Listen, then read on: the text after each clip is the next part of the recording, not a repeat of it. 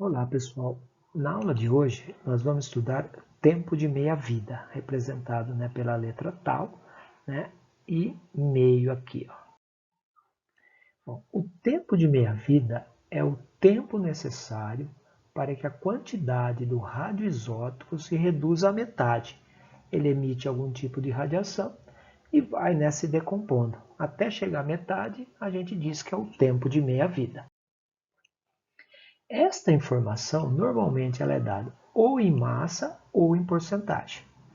Por exemplo, se eu tenho uma massa inicial, transcorrido um certo tempo de meia-vida, que depende de cada isótopo, alguns têm um tempo de meia-vida extremamente curto, segundos às vezes, e alguns têm um tempo de meia-vida de anos, de séculos às vezes. Então, o tempo sempre fixo, ele não depende nem de temperatura, se está mais quente ou mais frio, ou de pressão. Se um certo isótopo tem um tempo de meia-vida, aquele tempo é fixo, ele vale aquele valor sempre, independente de temperatura, pressão, qualquer outra coisa que a gente tenha. Então, se um radioisótopo tem um tempo, por exemplo, de, sei lá, 1 hora, transcorrido 1 hora, a massa inicial cai pela metade. Se você tinha 10 gramas, passado esse tempo, você passa a ter 5 gramas. E assim sucessivamente. Tá? Ou eu posso colocar em porcentagem também, 100%, a massa inicial é 100%, passado um tempo de meia-vida, cai para 50%, e assim sucessivamente. Se eu montar um gráfico representando isso, ó, os gráficos são típicos nesse tipo de assunto, em exercícios. Ó. Eu tenho a porcentagem da amostra, então 100 aqui, passou um tempo de meia-vida, aqui, ó, cai pela metade. Então, cai para m sobre 2, ou em termos de porcentagem, cai para 50%. Passado mais um tempo de meia-vida, é metade da metade. Então, se eu tinha uma quantidade aqui, cai metade dessa quantidade. Então, vamos supor que eram 100 gramas. Passou um tempo de meia-vida, ficou 50 gramas. Metade de 50 é 25. Metade de 25, 12,5. E assim vai. A gente tem esse tipo de gráfico. O que sugere uma coisa muito importante. A gente não pode fazer regra de 3 para resolver exercícios a respeito de tempo de meia-vida. Então, eu posso, então, dar essa informação em porcentagem, 50%, cai para metade 50%, metade 25%, metade 12,5% e assim vai. Ou uma massa inicial, m sobre 2, m sobre 4, metade da metade, m sobre 8 e assim vai sucessivamente. E o tempo de meia-vida aqui, 1, 2, 3 e assim vai. Por exemplo, o tempo de meia-vida do radioisótopo estrôncio 90 é de 28,1 anos. Quer dizer, a cada 28,1 anos, a massa dele se reduz à metade, independente da quantidade inicial. Se eu tinha 5 gramas, passou 28,1 anos, cai para 2,5. Se eu tinha, sei lá, 50 gramas, passou esse tempo, cai para 25 gramas. Não importa a quantidade inicial, sempre passado esse tempo aqui, que é o tempo de meia-vida do estrôncio, eu tenho a metade da massa que eu tinha. Podemos montar esse diagrama aqui. Ó. Eu tenho uma massa inicial, pode ser qualquer valor, que é o 100% inicial. Passou um tempo de meia-vida, massa cai pela metade. Passou mais um tempo de meia-vida, metade. E assim vai sucessivamente. Esta relação ela pode ser expressa matematicamente da seguinte maneira. A quantidade inicial, tá? Aqui, ó, a quantidade final é a quantidade inicial que eu tinha, dividido por 2 elevado a x, sendo que x é o número de meia-vidas. Se foi 1 tempo de meia-vida, 2 elevado a 1. Se foi 2, 2 elevado a 2, e assim sucessivamente. Ou em massa, dá na mesma, que é proporcional. Aqui a quantidade é proporcional à massa, então a fórmula é a mesma.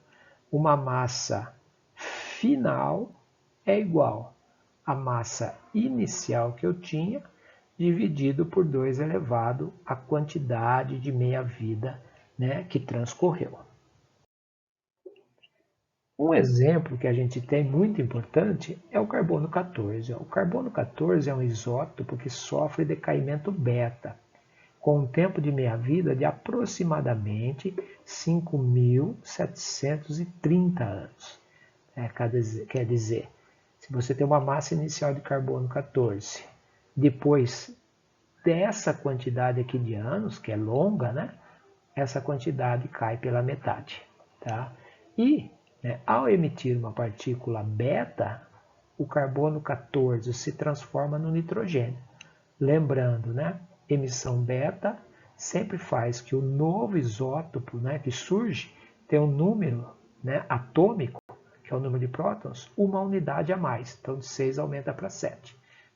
E a massa, o número de massa, permanece o mesmo, né? Lembrando aí, 14 é igual a 14 mais 0 e 6 é igual a 7 menos 1. Algumas considerações. Ó. Espécies vivas, animais e vegetais, né, tanto faz, mantêm uma quantidade de carbono 14 constante, né, na sua estrutura. A gente, né, enquanto ser vivo, a gente tem uma certa quantidade de carbono 14 que é constante no nosso corpo. Isso porque a quantidade que a gente absorve através da fotossíntese, né, quer dizer, a gente come, né, alguma coisa que foi gerada pela fotossíntese, né, a gente mesmo não faz, né, os vegetais contêm clorofila que conseguem, né, a luz mais clorofila, a gente tem a fotossíntese, então a quantidade absorvida através da fotossíntese, né, ela é praticamente igual à quantidade que decai. Esse decaimento gasta o carbono 14 e a fotossíntese recupera. Então a gente tem um equilíbrio, né, da quantidade de carbono 14 nos seres vivos. O que acontece? Quando a espécie morre, ela deixa de absorver o carbono 14. Não come mais, né? Ou não faz mais fotossíntese. Então a quantidade, né, de carbono 14, né, ela vai diminuindo através do decaimento. Antes, quando estava viva, o decaimento gastava, mas a fotossíntese, a alimentação, né, mantinha, recuperava isso que era gasto. Quando você morre, ou um ser vivo morre, ele deixa de absorver o carbono 14, ele só vai perdendo através da emissão. Aí, se você compara a quantidade de carbono 14, né, de um fóssil com a quantidade que ele tinha quando ele estava vivo, através dessa, né, relação, a gente consegue determinar a idade desse fóssil.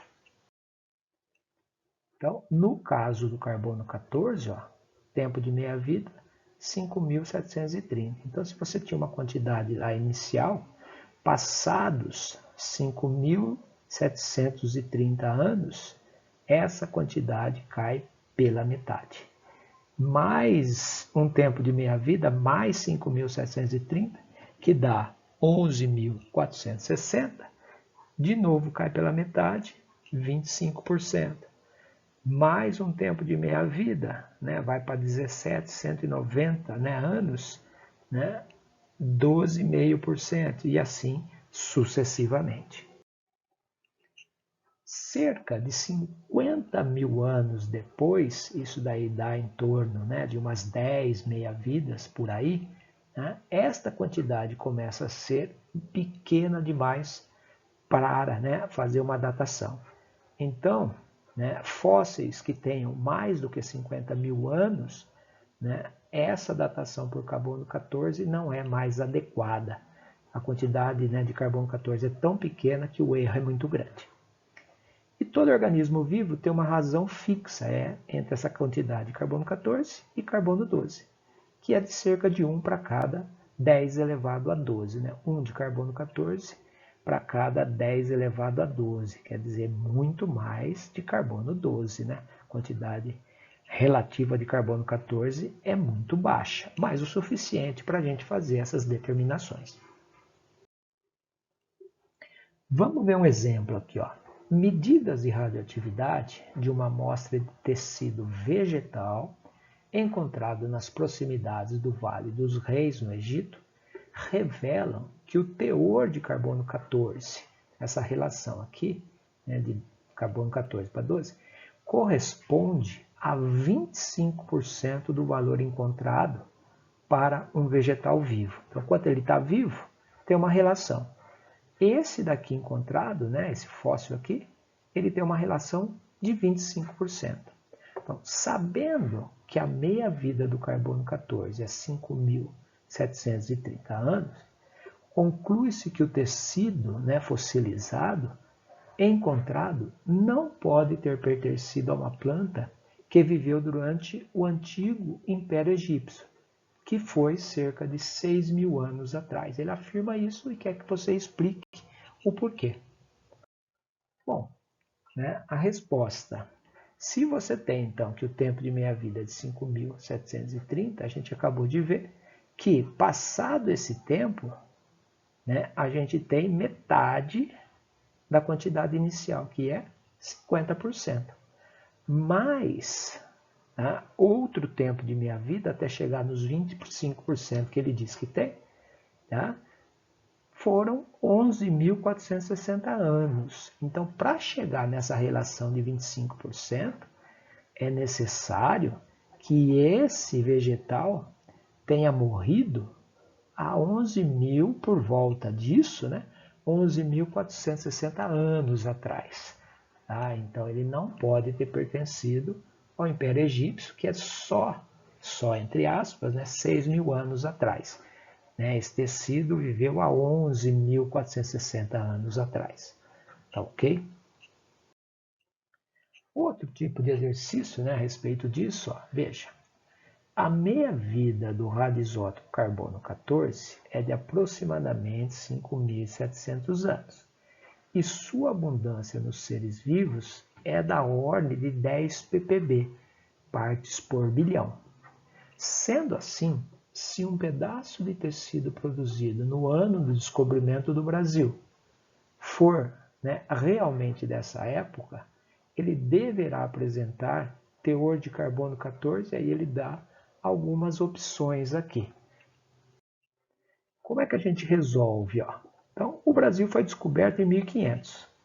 Portanto, né, esse tecido, se a gente considerar, né, os dias de hoje, ele tem 520 anos. Tá? Então, olha, de 10 ppb são necessários 5.730 anos para chegar até 5 ppb. Isso ainda não passou. Na verdade, a gente tem cerca de 10% do tempo. Mas veja, não dá para fazer regra de 3. Tá? Eu sei que depois de transcorrer 5.730 anos, ainda falta muito, né? Essa quantidade vai chegar em 5 ppb. Então, eu posso afirmar com certeza que está entre 10 e 5. Mas não dá para fazer regra de 3 e falar que está aqui em 9 ou em 8. Eu sei que está no meio aqui. Tá? Sei lá, provavelmente, como passou ainda 520 anos, né, 10% só, não posso falar que é 10% disso, mas está muito mais perto de 10, aí 9, sei lá, vírgula alguma coisa ppb. Mas nenhuma das alternativas, né, te cobra exatamente isso para ser o verdadeiro. Então, na letra C ele fala maior do que 5 ppb e menor do que 10. Quer dizer, nesse intervalo aqui, qualquer valor de tempo entre o tempo inicial zero, que é em 1500, até, né, 5.730 anos, qualquer intervalo vai estar entre 10 e 5. É lógico que quanto mais tempo, mais próximo a gente vai chegando aqui de 5 ppb, sem fazer regra de 3, mais inicial 10, vai caindo, vai caindo. Quando passar esse tempo aqui, a gente vai chegar em 5. Como ainda passou pouco tempo, né, comparativamente, eu tenho aí um pouco menos do que 10. Não sei exatamente quanto. Na verdade, tem como calcular, mas no ensino médio, né, a gente não tem necessidade de saber disso. Existem equações que te permitem, né, mesmo não sendo regra de 3, te permite a equação calcular exatamente Depois desse tempo aqui, quanto é que sobrou? Não é regra de 3, mas é possível calcular. Fato que aqui não precisa, né? Na letra C, eu tenho a resposta correta, né? Porque fica entre 10 e 5, porque o tempo está entre 0 e 5.730 aqui, que são os 420. Tá ok? Valeu, pessoal. Até a próxima.